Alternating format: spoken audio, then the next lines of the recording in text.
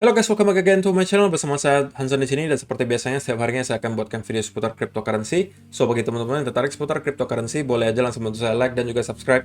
Jangan lupa juga untuk hidupkan lonceng notifikasinya supaya teman-teman nggak ketinggalan update terbaru seputar cryptocurrency. Oke, hari ini Bitcoin kembali crash guys ke angka 40.000.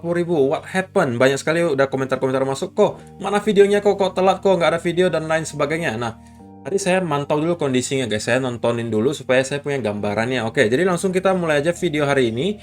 Dan pada saat saya membuat video ini, Bitcoin berada di angka 47 ribuan, Ethereum 3.800, Binance 531, Solana 165, Cardano 1,29, kemudian XRP 0,75, Polkadot 28, Terra Luna 58 dolar. So, kalau ditanya, what happened, go? What happened? What happened? What happened? Nah, kalau misalnya kita lihat di sini, tadi kita sempat break down dari trendline besar di sini dan kita langsung strike menuju ke angka 40.000. Kalau ditanya ada apa hari ini kok? Kalau pertanyaan itu jawabannya tidak ada yang baru gitu guys. Beberapa sentimen negatif belakangan adalah soal varian Omicron yang baru, varian COVID yang baru namanya Omicron, keadaan ekonomi di US, kemudian isu tapering, kemudian stock market US, dan satu lagi yang teman-teman pasti lupa, tingkat leverage ratio. Ini adalah salah satu hal yang pernah saya bahas di video-video saya sebelumnya, di mana tingkat leverage ratio itu masih sangat tinggi, sudah saya katakan, oke? Tetapi jujur saja, saya tidak expect pembersihan leverage ini bisa membuat Bitcoin jatuh sedalam ini, oke? Saya expect-nya mungkin kita hanya nyampe ke sekitaran sini, tapi ternyata salah guys, oke? Jadi, kita breakdown dari trendline besar ini, tentunya ini bukan hal yang kita pengen lihat, karena kalau misalnya ini terjadi dan kita close di bawah trendline di sini dan kita mendapati konsolidasi, maka itu adalah hal yang buruk dan kemungkinan kita bisa mendapati lagi crash lebih dalam. Dan kalau misalnya teman-teman perhatikan, ini adalah salah satu yang menurut saya banyak sekali dilupakan orang gitu ya, bahwa salah satu hal yang hari ini menyebabkan Bitcoin tiba-tiba crash ke angka kurang lebih 40.000 itu adalah tingkat leverage ratio yang sudah terlalu tinggi.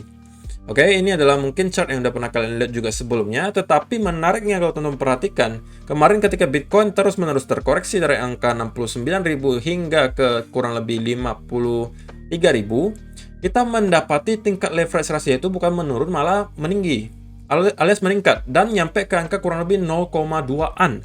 Itu adalah angka yang paling tinggi yang pernah kita lihat semenjak tahun 2020. Itu nggak pernah kita tingkat leverage ratio itu setinggi itu.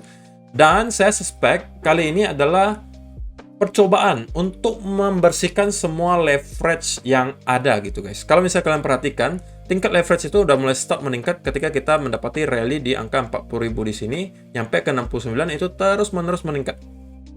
Tidak pernah dibersihkan gitu ya. Dan kali ini kita sepertinya sudah harusnya gitu ya membersihkan tingkat leverage yang terlalu tinggi ini. Dan kalau misalnya teman-teman perhatikan, dalam 24 jam terakhir itu ada 378.000 traders yang terlikuidasi, oke? Dan kalau misalnya teman-teman perhatikan secara value itu 2,3 billion dollars.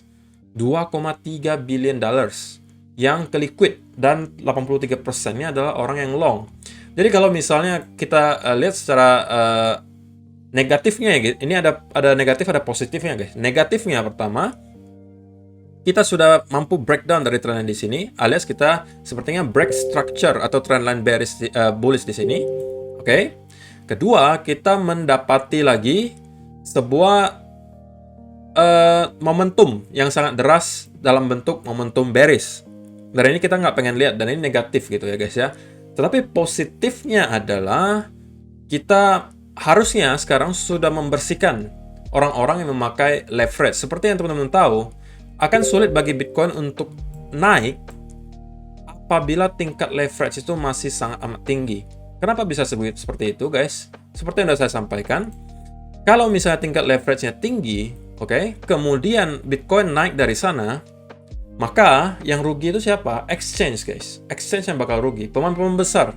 Exchange itu pemain besar gitu guys. Mereka bakal rugi besar gitu. Kalau leverage-nya tinggi, semua pakai leverage, dan Bitcoin harganya naik dari situ, mereka akan rugi besar. Nah, saya pribadi jujur saja ngomong, saya tidak expect pembersihan leverage-nya itu akan membuat Bitcoin dump sedalam ini. Oke?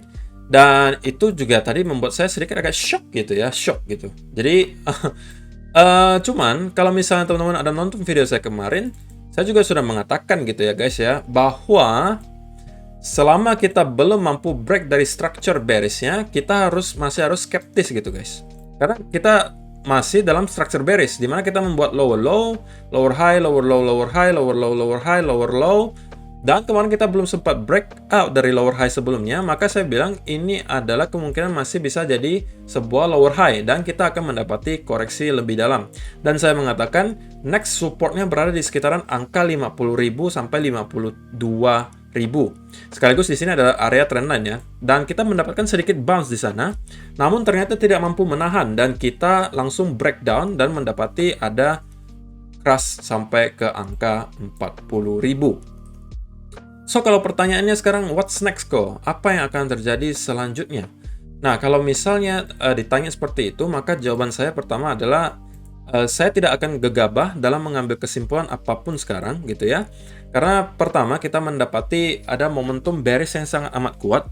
So, kalau misalnya gitu guys, yang terjadi nanti adalah kita mendapatkan konsolidasi di sini. Oke. Maka saya outlook-nya masih akan tetap lebih ke arah bearish gitu ya. Tetapi kalau misalnya yang terjadi adalah kita mendapatkan fake out besar-besaran, alias ini semua hanya untuk membersihkan tingkat leverage ratio dan kita akan close di atas angka 50.000 dalam 1-2 hari ke depan, saya rasa fix itu adalah attempt untuk membersihkan leverage. Jadi untuk jawabannya, saya rasa hari ini kita belum bisa menemukan banyak sekali indikasi gitu ya. Kita perlu waktu 1 sampai 3 hari gitu guys. Oke? Kalau misalnya kita mendapatkan konsolidasi di sini, maka saya expect kita mungkin akan mendapati lagi koreksi lebih dalam. Tetapi apabila kita mendapatkan semacam V-shape recovery, kalau misalnya teman-teman melihat di 1 hour chart, misalnya kita mendapatkan V-shape recovery dan mampu close di atas angka 50.000, saya rasa itu udah fix bahwa kita mendapati attempt atau percobaan hanya untuk membersihkan tingkat leverage. So, untuk sementara kita tentunya masih harus stay away from market. Saya masih stay away from market tentunya untuk future, tapi kalau untuk spot ya saya rasa saya tidak masalah. Saya terus saja melakukan dollar cost averaging dan saya masih yakin dengan data-data on-chain-nya yang ada gitu ya. Walaupun sekarang kita tentunya harus melakukan evaluasi kembali tentang trend bullish ini karena kita sekarang sudah mampu breakdown dari trendline di sini. Namun untuk sekarang kita masih harus menunggu gitu ya guys ya, pergerakan Bitcoin selanjutnya. Apakah kita akan mendapati konsolidasi dan pattern bearish continuation di sini? Kalau ini yang terjadi, maka kemungkinan kita akan mendapati lagi koreksi lebih dalam. Oke, sebelum kita mungkin akan mendapati semacam retracement ke atas. Tetapi kalau misalnya dalam 1-2 hari ke depan kita mendapati Bitcoin mampu close lagi di atas angka 50.000, itu saya rasa adalah indikasi bahwa yang terjadi hari ini adalah pembersihan leverage. So, teman-teman harusnya nggak perlu bingung ya, itu udah kejawab semuanya. Dan saya rasa untuk kalian yang merupakan holders, kalau saya pribadi saya juga masih hold gitu ya guys ya, belum ada yang juga saya sell gitu, jadi masih saya hold juga. Tapi tentunya ini bukan financial advice, tentunya kalian perlu melakukan riset sendiri seperti yang sering saya sampaikan gitu. Apakah kalian sudah akan melakukan cut loss sekarang, ataukah kalian akan menunggu konfirmasi lebih lanjut bahwa memang kita sudah akan mendapati lagi reversal ke bawah. Itu terserah kalian semua. Kalau saya pribadi, saya masih hold gitu ya guys ya. Dan saya masih perlu indikasi lebih lanjut untuk mengatakan bahwa sepertinya memang kita sudah akan reversal dan memang kita sudah sepertinya tidak mampu lagi maintain bull trend ini. Tapi untuk sementara hal tersebut masih terlalu prematur untuk dikatakan. Saya masih perlu waktu 1-2 sampai 3 hari untuk melihat keadaan Bitcoin berikutnya. Seperti yang tadi saya sampaikan, apabila kita mendapatkan konsolidasi di sini, maka saya expect akan ada pelanjutan bearish movement. Tapi kalau misalnya yang terjadi nanti kita mendapati reversal dalam bentuk V dan kita mampu stay atau close di atas angka 50.000 atau bahkan 50.000, itu menurut saya adalah indikasi kuat bahwa pergerakan kita hari ini hanya untuk membersihkan para orang-orang yang memakai leverage. So, itu aja sih untuk hari ini guys. Terima kasih yang sudah menonton sampai selesai. Semoga kalian tidak termasuk ya salah satu orang-orang yang ke liquid hari ini karena jumlahnya banyak banget. Dan ya, stay safe guys, dan tentunya kalian harus melakukan riset sendiri untuk keputusan yang akan kalian lakukan hari ini. Apakah kalian akan keluar market sekarang, apakah kalian akan stay, apakah kalian akan averaging down. Itu semua tergantung dari kalian, risk managementnya seperti apa. Tidak ada yang salah, tidak ada yang benar. Kalian harus mempunyai planning sendiri. Oke?